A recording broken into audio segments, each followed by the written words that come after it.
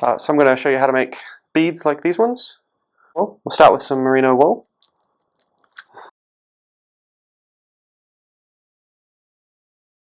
I'm going to lay out a thin strip of wool here, cross-hatching it at a fairly acute angle.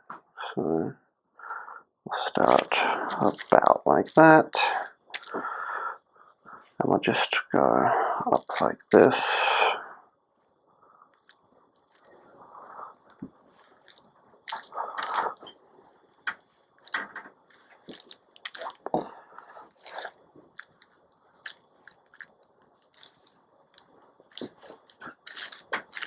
After we've done the first layer, we'll do a second at the opposite angle. So we'll start with him about there.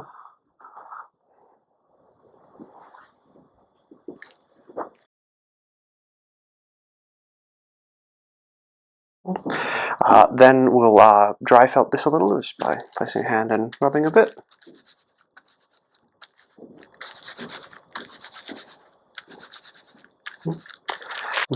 Now we'll take some silk tops, just a small amount to add some detail to the outside.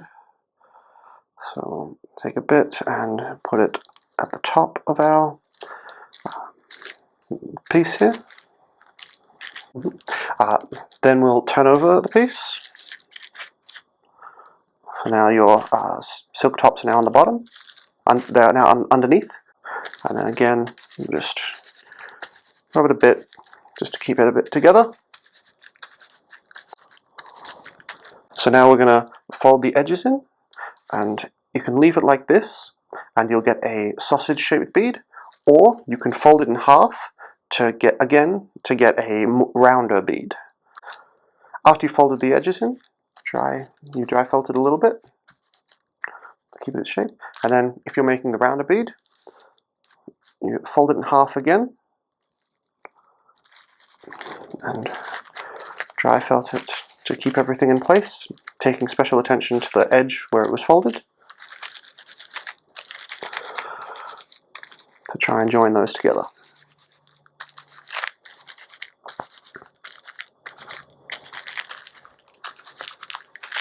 Now we'll start with our 3 skewers, and we'll place them at the bottom of our piece.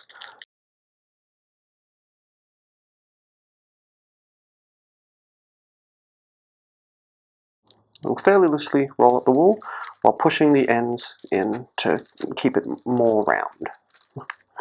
And at the top you want to make sure it all sort of stays together, and you should end up with something like this. Now you'll, again, still while it's dry, you'll just rub it a bit together and try and keep everything stuck together. After you've done that, you'll take some warm water and just spread it out upon your bubble wrap with the bubble side face up. This keeps in the water a bit better. Then you just want to gently roll your wool in the water and just rub it again in your hands. And just want to keep the ends in, and if they're getting a bit out, you can just stick them back in. Just keep rubbing it. Put a bit more water down. And put a bit more water on the wool. Keep pushing the ends in and rubbing the wool. And you just want to keep doing this until it's all wet all the way through. So then you can take some soap, rub it on the bubble wrap to get the water a bit soapier. This will help get all the furry bits around the outside of your bead to get worked in. So after that, you just roll it in the soap, and then just keep rubbing and pushing the ends in, and try to keep things stuck together.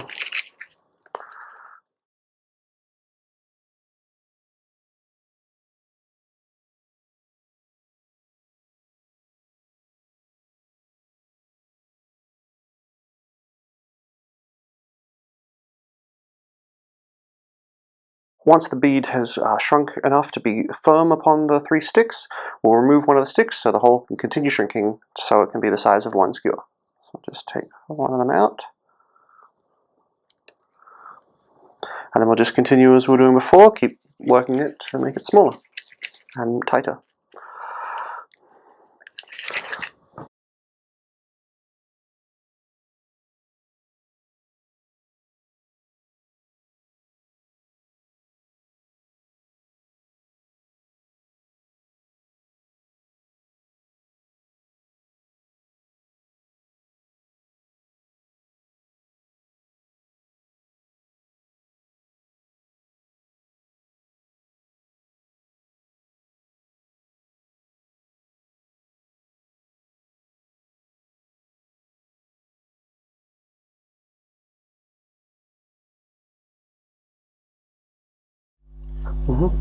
So now it's a bit tighter, I'm going to take out both of the sticks and roll around on the bubble wrap to get it a bit rounder, because it's not super round at the moment.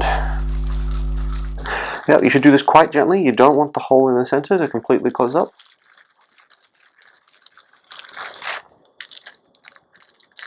And now we'll take one of our sticks, push it back through the hole. You might have to push a little hard to get it in, and you'll continue working it to make it a bit tighter. At this stage, you can also work it along the stick to try and get the inside of the hole to be firm. And at this stage, it's basically done. You just need to keep working it to make it firmer, and the firmer it is, the longer it will last.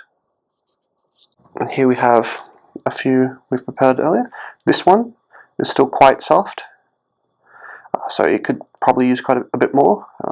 This one's a bit firmer, it doesn't move as much, and this one's very firm, has little movement in it, so this one's will last quite a long time. Well, this one probably wouldn't last very long. You'd want to give it a bit more attention.